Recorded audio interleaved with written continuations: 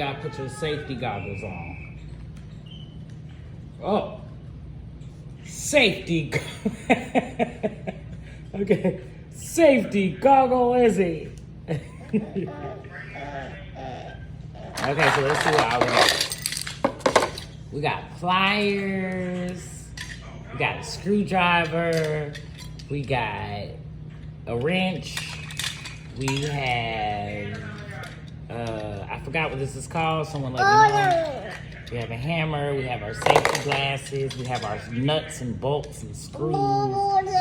And so we want to do some screwing, don't we?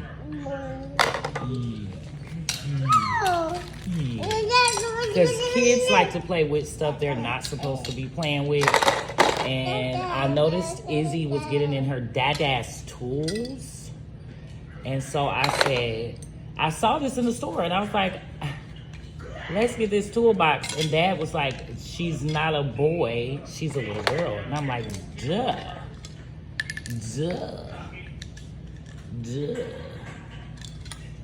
We know this, but girls need to know how to do stuff too.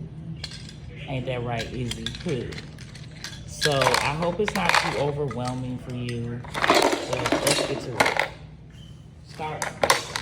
Okay, so start fixing on your car.